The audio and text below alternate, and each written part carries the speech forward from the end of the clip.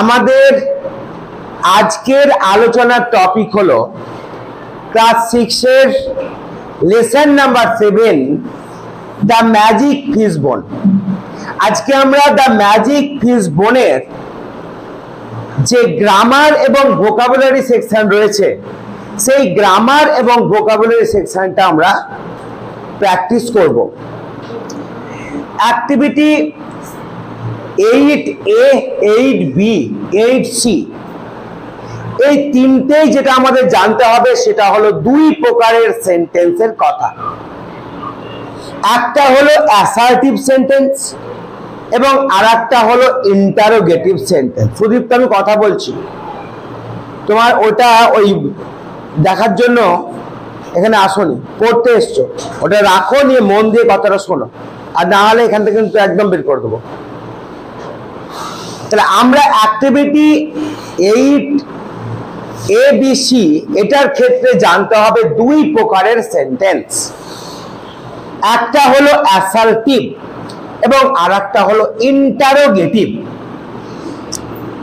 Assertive মানে বর্ণনামূলক বাক্য এবং ইন্টারোগেটিভ মানে প্রশ্নবোধক বাক্য। যদিও তোমাদেরকে আমি ক্লাস 5-এ অ্যাসার্টিভ এবং ইন্টারোগেটিভ সেন্টেন্স করিয়েছি, যে কোনো সেন্টেন্স যেটা শুধুমাত্র বর্ণনা করে সেটা হচ্ছে অ্যাসার্টিভ সেন্টেন্স। অ্যাসার্টিভ সেন্টেন্সের ক্ষেত্রে সাবজেক্ট বা কর্তা আগে বসবে এবং তারপরে ভার্ব বসবে। অ্যাসার্টিভ সেন্টেন্সের ক্ষেত্রে সাবজেক্ট আগে বসবে এবং তারপরে ভার্ব বসবে। ভার্ব মানে ক্রিয়া। যেমন ধরে বললাম রহিম খেলে, রহিম হলো সাবজেক্ট, কি করে, খেলে, এটা হলো ভার্ব। ফ্যান দুটি ঘুরছে, ফ্যান দুটি হলো সাবজেক্ট, ঘুরছে হলো ভার্ব। তাহলে এইভাবে যে সেন্টেন্সে আগে সাবজেক্ট বসে তারপরে কোনো ভার্ব বসে সেই সেন্টেন্সটাকে আমরা বলি অ্যাসার্টিভ সেন্টেন্স বা বর্ণনামূলক বাক্য। ইন্টারোগেটিভ সেন্টেন্সের ক্ষেত্রে আমরা আগে বসাই হেল্পিং ভার্ব বা অক্সিলিয়ারি ভার্ব। এই হেল্পিং ভার্বের পরে সাবজেক্ট বসে এবং সাবজেক্টের পরে মেন ভার্ব বসে। বোঝা গেল কি বললাম? প্রথমে বসে হেল্পিং ভার্ব, সাহায্যকারী ক্রিয়া, তারপরে বসে সাবজেক্ট এবং তারপরে বসে মেন ভার্ব। কিন্তু এটা হলো ইয়েস নো কোশ্চেন। এর যে এই যে ইন্টারোগেটিভ সেন্টেন্স, এটার নাম হলো ইয়েস নো কোশ্চেন, যার উত্তর হ্যাঁ বা না দিয়ে হয়। আর এক প্রকারের ইন্টারোগেটিভ সেন্টেন্স আছে, সেটা হলো WH কোশ্চেন। WH কেন বলা হয়? কারণ WH ওয়ার্ড, যেমন হু, দেখো হু এর মাঝে WH আছে, বসো, হু এর মাঝে কি আছে? WH আছে। তারপর বললাম হুম, এর মাঝেও WH আছে। তারপর বললাম হুজ, এর মাঝেও WH আছে। তারপর বললাম হোয়ার, তারপরে হোয়াই, তারপরে হোয়েন, তারপরে হাউ, তারপরে হোয়াট, তারপরে হুইচ। দেখো তো, এই প্রত্যেকটা যে ওয়ার্ড, প্রত্যেকটা ওয়ার্ডে W এবং H আছে, তাই এটাকে বলা হয় WH কোশ্চেন। এটা গেল থিওরি। এবার আমরা প্র্যাকটিক্যালি করে বুঝবো কেমন করে অ্যাসার্টিভ সেন্টেন্স হয়, কেমন করে ইন্টারোগেটিভ সেন্টেন্স হয়। আমি একটা সেন্টেন্স বললাম, দা ফ্যান ইজ মুভিং।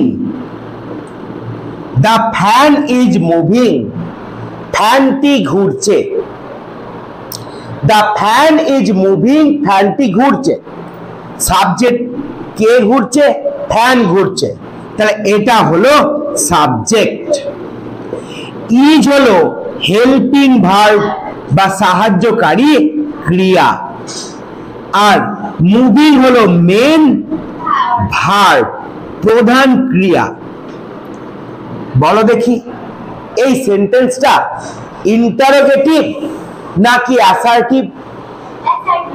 এটা অ্যাসার্টিভ সেন্টেন্স, কারণ আগে সাবজেক্ট, তারপরে হেল্পিং ভার্ব, তারপরে main verb. The fan is moving, ফ্যানটি ঘুরছে। এটাকে যদি আমরা ইন্টারোগেটিভ সেন্টেন্সে নিয়ে যাই তাহলে আমাদের প্রথম কাজ হবে ইয়েস নো কোশ্চেন করা, আর তার জন্য আমরা কাকে আগে নিয়ে আসব? হেল্পিং ভার্বকে আগে নিয়ে আসব। তাহলে এই স্ট্রাকচার চেঞ্জ হয়ে যাবে। এখানে হেল্পিং ভার্ব কি আছে বলো? কি আছে? ইজ। তাহলে আমরা কি করব? এই স্ট্রাকচারে আসব, আগে আমরা হেল্পিং ভার্ব বসাবো, তারপরে সাবজেক্ট এবং তারপরে ভার্ব। তাহলে এখান থেকে আমরা কি করব? এই ইজটাকে, হেল্পিং ভার্বটাকে আগে নিয়ে আসব। তাহলে হলো is the fan moving, is the fan moving এর বাংলা অর্থ হলো ফ্যানটি কি ঘুরছে? আচ্ছা, যদি ঘুরে তোমরা কি বলবা? ইয়েস। না ঘুরলে কি বলবা? নো। তাহলে এর উত্তর ইয়েস বা নো দিয়ে আসছে কিনা? তাহলে এটা হলো yes no question. Is the fan moving, ফ্যানটি কি ঘুরছে? ইয়েস অথবা নো। এটার যে স্ট্রাকচার দেখলাম, প্রথমে হেল্পিং ভার্ব, তারপরে হচ্ছে সাবজেক্ট এবং তারপরে হচ্ছে মেন ভার্ব। এবার আমরা এটাকেই করতে পারবো WH কোশ্চেন। এর আগে যোগ করো হাউ। হাউ মানে কেমন করে, হাউ মানে কেমন করে। তো এর আগে যদি আমরা একটা হাউ যোগ করে দিই তাহলে হয়ে গেল how is the fan moving, ফ্যানটি কেমন করে ঘুরছে। আচ্ছা, ফ্যানটি কেমন করে ঘুরছে, how is the fan moving, এটার উত্তর হ্যাঁ বা না দিয়ে হবে? তোমাদের যদি প্রশ্ন করি কেমন করে ফ্যানটি ঘুরছে, তোমরা কি বলতে পারবে হ্যাঁ বা না? বলতে পারবে না। এটা হলো WH কোশ্চেন। আমাদের অ্যাক্টিভিটি 8 এর লেসন 7 এর আমাদের কনসেপ্টটাই হলো অ্যাসার্টিভ সেন্টেন্স এবং ইন্টারোগেটিভ সেন্টেন্স। তাহলে যে কোনো বাক্যকে আমরা ইজিলি অ্যাসার্টিভ থেকে ইন্টারোগেটিভে নিয়ে আসতে পারি। আমি এক এক করে জিজ্ঞেস করব, তোমরা কিন্তু এক এক করে আমাকে উত্তর দেবে। যাকে জিজ্ঞেস করব সেই শুধুমাত্র উত্তর দেবে, দুটোই জিজ্ঞেস করব। আমি 1 নম্বর বললাম শাহিনা বলো। আমি বললাম Shahina is playing, Shahina is playing. Shahina আমাকে বলো এটা ইন্টারোগেটিভ নাকি অ্যাসার্টিভ সেন্টেন্স? Assertive sentence. আমাকে সঙ্গীতা বলো কেন এটা অ্যাসার্টিভ সেন্টেন্স?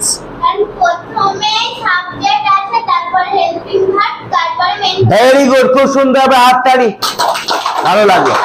আমাকে দীপিকা বলো এইটাকে যদি ইয়েস নো কোশ্চেন করতে হয় তাহলে আমরা কোন ওয়ার্ডটাকে আগে নিয়ে আসবো? Shahina is playing, helping ভার্বকে।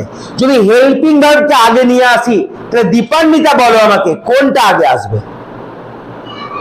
Shahina is playing কোনটা আগে আসবে? চাঁদনি বলো ইজ আগে আসবে। চাঁদনি কি ঠিক বলেছে? আর একবার হাত। তাহলে এই ইজটাকে যখন নিয়ে আসবো, দেখো শাহিনা ইজ প্লেইং মানে শাহিনা খেলছে। এবার ইজটাকে আগে নিয়ে এলাম, ইজ শাহিনা প্লেইং, এটার মানে হলো শাহিনা কি খেলছে? এর উত্তর নো, কারণ শাহিনা পড়ছে। তাহলে ইয়েস বা নো দিয়ে উত্তর আসতে পারে। তাহলে এটা হলো ইয়েস নো কোশ্চেন। এবার আমি বললাম, আমি তোমাদের জিজ্ঞেস করবো যে শাহিনা কোথায় খেলছে? কোথায়? কোথায় ইংরেজি কি? হোয়ার। হোয়ার মানে কোথায়। তাহলে এর আগে আমি হোয়ার যোগ করলাম, তাহলে কি হয়ে গেল? Where is Shahina playing? Shahina কোথায় খেলছে? বল, বুঝতে পারছিস কি পারছিস?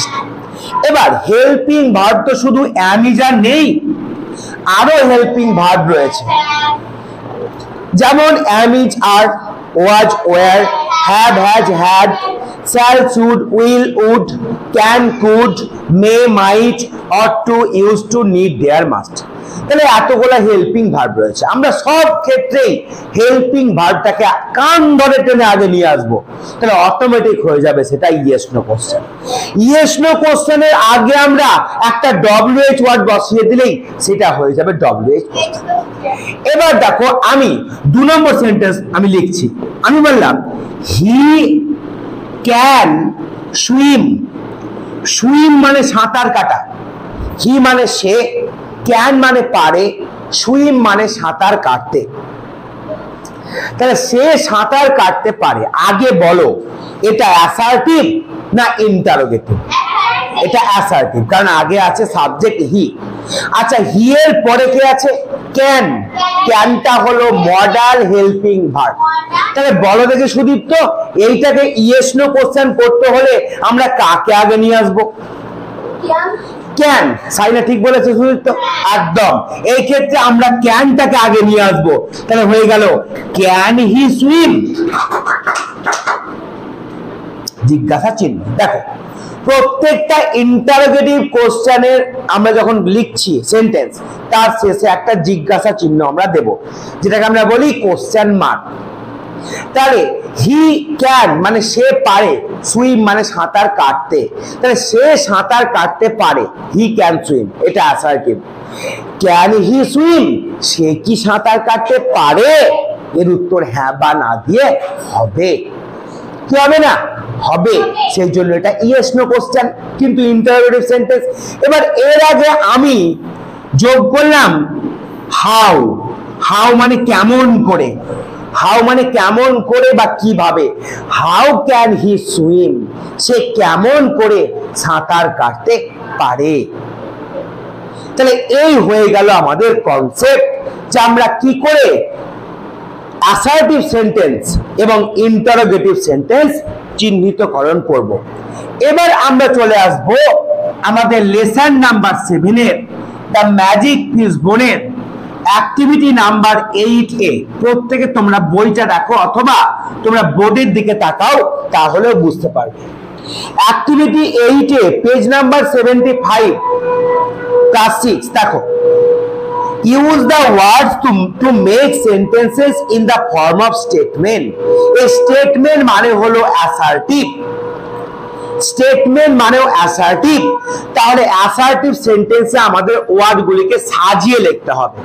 প্রথমে অ্যাক্টিভিটি 8 এ কি আছে? 1 নম্বর সেন্টেন্সে সেন্টেন্স নাই, কি দেওয়া আছে? এখানে ওয়ার্ড দেওয়া আছে। প্রথমে আছে ইএসটি ইস্ট, তারপরে আছে টিএইচই দা, তারপরে আইএন ইন, তারপরে RIACS রাইজেস, তারপরে সান, তারপরে দা। কে বলতে পারবে এটা সাজিয়ে? কে বলতে পারবে? প্রথমে সূর্যের কথা বলবো। দেখো, রাইজ মানে ওঠা, ইস্ট মানে পূর্ব দিক, তাহলে এটার মানে হবে সূর্য পূর্ব দিকে ওঠে। সূর্য ইংরেজি কি? সান। তাহলে কোনটা আগে আসবে? আচ্ছা, সানের আগে কি বসে? দা বসে। মনে পড়েছে এবার? সানের আগে, মুনের আগে, স্কাইয়ের আগে কি বসে? দা বসে। তাহলে প্রথমে দা আসবে আর সান আসবে, তাহলে আমি দা এবং সানটাকে নিয়ে এলাম, দা সান। এবার ভার্ব বসবে। কোনটা ভার্ব বলো? রাইজেস মানে ওঠা। রাইজেস মানে কি? ওঠা। তাহলে সূর্য ওঠে, তাহলে রাইজেসটা এবার বসবে, ভার্ব বসবে। সান রাইজেস, সূর্য ওঠে। এবার দেখো আমরা লিখবো in the east. In the east মানে কি? পূর্ব দিকে, ইন দা ইস্ট। এইভাবে আমাদের সেন্টেন্সটাকে সাজিয়ে লিখতে হবে। তাহলে কি হলো? দ্য সান, সূর্য, রাইজেস, ওঠে, ইন দ্য ইস্ট, পূর্ব দিকে। বলো তো আমাকে বন্নি, এটা কোন সেন্টেন্স? অ্যাসার্টিভ না ইন্টারোগেটিভ? ভেরি গুড, এটা হলো অ্যাসার্টিভ সেন্টেন্স। হ্যাঁ, একবার হাততালি হয়ে যাক বন্নির জন্য। এবার আমরা 2 নম্বর যে কোশ্চেন আছে সেটাই আসবো। কি কি আছে এখানে দেখো। প্রথমে আছে MEAT, মিট মানে কি বলো দেখি? মিট মানে মাংস। তারপরে কি আছে? দা, তারপরে ডগ, তারপরে ইটস। খুব সহজ, খুব সহজ। কে বলতে পারবে এটা সাজিয়ে? আমরা কি করতে পারি? দা ডগ, যখন কুকুর জাতিকে বোঝানো হয়, যখন কুকুর জাতিকে বোঝাচ্ছি তখন দা ডগ বসবে। তাহলে কি হবে? দা ডগ মানে কুকুর, তারপরে হবে ইটস মানে খায়, তারপরে হবে মিট মানে মাংস। দেখো সব ক্ষেত্রে কর্তা ক্রিয়া কর্ম, প্রথমে কর্তা সাবজেক্ট, তারপর ক্রিয়া ভার্ব, তারপরে কর্ম অবজেক্ট। কর্তা ক্রিয়া কর্ম, বাক্য হওয়া ধর্ম। প্রশ্ন যদি জানতে চাও WH সঙ্গে নাও। বুঝতে পারছো? ওটাই তো শিখছি আজকে আমরা। কর্তা ক্রিয়া কর্ম, বাক্য হওয়া ধর্ম। প্রশ্ন যদি জানতে চাও WH সঙ্গে নাও। তাহলে আমরা এই দুটো অ্যাক্টিভিটি 8 এ করলাম। এবার আমরা চলে আসব অ্যাক্টিভিটি নাম্বার 8B। বলো তো অ্যাক্টিভিটি নাম্বার 8B তে কি বলেছে? বলো অ্যাক্টিভিটি নাম্বার 8B তে কি বলেছে বলো? এখানে বলেছে ইন্টারোগেটিভ সেন্টেন্স তৈরি করতে। কি বলেছে? ইন্টারোগেটিভ। তাহলে আমরা এবার করব অ্যাক্টিভিটি 8B। কেউ কথা বলো না, সুদীপ্ত তোমাকে বারবার নিষেধ করবো না। 1 নম্বর দেওয়া আছে আর, তারপরে হোয়ার, তারপরে গোয়িং, তারপরে ইউ।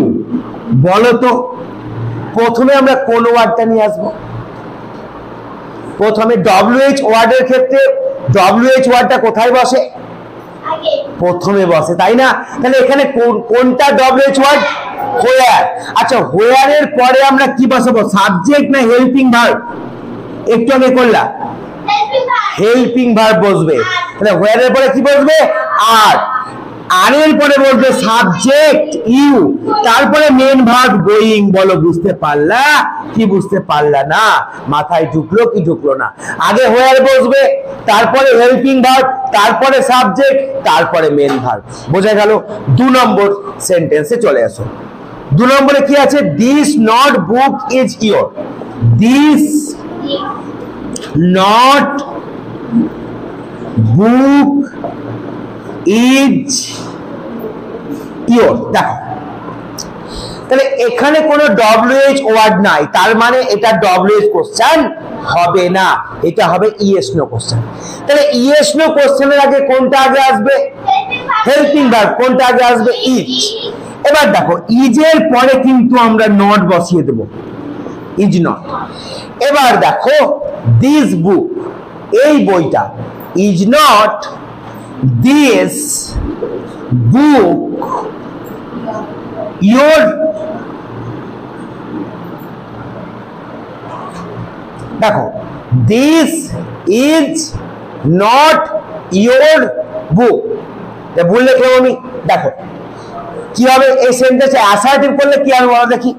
অ্যাসার্টিভ করলে হবে দিস ইজ নট ইয়োর বুক, এটা হলো assertive. This is not your বুক, এটা তোমার বই নয়। এবার ইজ আর নটটাকে আগে নিয়ে চলে এসো, তাহলে কি হবে? Is not this your book, এটা কি তোমার বই নয়? এর উত্তর হ্যাঁ বা না দিয়ে হবে কি হবে না? হবে। তাহলে এটা হয়ে গেল আমাদের অ্যাক্টিভিটি নাম্বার 8B। এবার চলে এসো activity number 8C। Activity number 8C তে কি বলেছে দেখো, এখানে বলেছে আইডেন্টিফাই করো কোনটা অ্যাসার্টিভ আর কোনটা ইন্টারোগেটিভ। খুব সহজ, খুব সহজেই বুঝতে পারবে যে কোনটা অ্যাসার্টিভ আর কোনটা ইন্টারোগেটিভ। যেটা ইন্টারোগেটিভ প্রশ্নবোধক বাক্য, তার শেষে কি থাকে? তার শেষে কি থাকে? ইন্টারোগেটিভ সেন্টেন্সের শেষে কি থাকে? জিজ্ঞাসা চিহ্ন বা যাকে ইংলিশে বলি কোশ্চেন মার্ক। আচ্ছা 1 নম্বর সেন্টেন্স দেখো কি লেখা আছে, হি স্পেন্ট মেনি ইয়ার্স। হি মানে সে, স্পেন্ট মানে কাটিয়েছিল, মেনি মানে অনেক, ইয়ার্স মানে বছর, সে অনেকগুলি বছর কাটিয়েছিল, অফ হিজ লাইফ তার জীবনের, কোথায়? In a village, in a village একটি গ্রামে। আমাকে বলো তো কেউ একজন, কে বলতে পারবে এটা অ্যাসার্টিভ না ইন্টারোগেটিভ? হাত তুলে বলো, কে বলতে পারবে? বলতে পারবে সঙ্গীতা বললি, আর কে? সুরেজা, সঙ্গীতা বলো কি হবে এটা, অ্যাসার্টিভ না ইন্টারোগেটিভ? দেখো ইন্টারোগেটিভ কি কারণে হবে না? কারণ এখানে জিজ্ঞাসা চিহ্ন নাই, 1 নম্বর। 2 নম্বর, এটা অ্যাসার্টিভ কেন হবে? আগে সাবজেক্ট তারপরে ভার্ব, তাহলে এটা হবে অ্যাসার্টিভ সেন্টেন্স বা বর্ণনামূলক বাক্য। বলো আইডিয়া এলো? 2 নম্বর সেন্টেন্সে কি আছে দেখো, where do you live. Where মানে কোথায়, do helping verb, you live কোথায় তুমি বাস করো। এটা কে পারবে বলতে? এটা অ্যাসার্টিভ না ইন্টারোগেটিভ? কে বলতে পারবে? বলো, শ্রেয়া বলো। ইন্টারোগেটিভ। কি করে বুঝলা তুমি ইন্টারোগেটিভ? জিজ্ঞাসা চিহ্ন আছে, আগে কি আছে? হোয়ার, ডব্লিউএইচ ওয়ার্ড, তারপরে ডু আছে। এবার বলো তো এটা ইয়েস নো কোশ্চেন না ডব্লিউএইচ কোশ্চেন? তাহলে ডব্লিউএইচ কোশ্চেন। আচ্ছা হোয়ারটা উঠিয়ে দিলে কি হবে? এটা ইয়েস নো কোশ্চেন। আইডিয়া আসছে? আমরা ভেতর থেকে শিখবো, ভালোভাবে শিখবো। 3 number, nobody. Nobody was absent today. আজকে কেউ অনুপস্থিত ছিল না, লাস্টে লিখবে, আমি বলবো, টাইম দেবো। নোবডি ওয়াজ অ্যাবসেন্ট টুডে, এটা লক্ষ্য করো। এটা কে বলতে পারবে কি সেন্টেন্স? দীপিকা বলো কি সেন্টেন্স, অ্যাসার্টিভ না ইন্টারোগেটিভ? অ্যাসার্টিভ, ঠিক বলেছো। সাইনা বলো কেন অ্যাসার্টিভ? কেন অ্যাসার্টিভ? কারণ প্রথমে এখানে কি আছে? সাবজেক্ট রয়েছে, তারপরে ভার্ব রয়েছে, আর আগেরটা কি ছিল? ইন্টারোগেটিভ প্রশ্নবোধক বাক্য ছিল। আমরা চলে আসবো 4 নম্বরে। 4 নম্বরে দেখো হেল্পিং ভার্ব আগে আছে ডিড, তারপরে you. Did you not hear, তুমি কি শোনোনি? দা বেল মানে ঘন্টা, তুমি কি ঘন্টা শুনতে পাওনি? এটা বলতে হবে কোন ধরনের সেন্টেন্স। আগে বলে অ্যাসার্টিভ না ইন্টারোগেটিভ? এবারে বলো ইয়েস নো না ডব্লিউএইচ? বলো ইয়েস নো। কোন ডব্লিউএইচ ওয়ার্ড আছে? হেল্পিং ভার্ব আগে আছে, তাহলে এটা হয়ে গেল ডব্লিউএইচ কোশ্চেন। বলো বুঝতে পেরেছো? আচ্ছা এরপরে অ্যাক্টিভিটি কি হলো? এরপরে কি বলছো? হ্যাঁ এটা ইয়েস নো কোশ্চেন।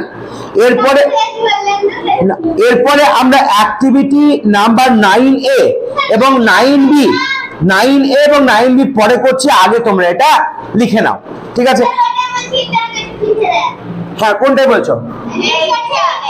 এইটাই তো লেখা আছে তো, এইটাই। হ্যাঁ তাহলে এটা হচ্ছে ইন্টারোগেটিভ সেন্টেন্স। এবার তোমরা খাতায় লিখে নাও, তারপরে আমি অ্যাক্টিভিটি 9A এবং 9B ভোকাবুলারি সেকশনটা করাবো, কেমন?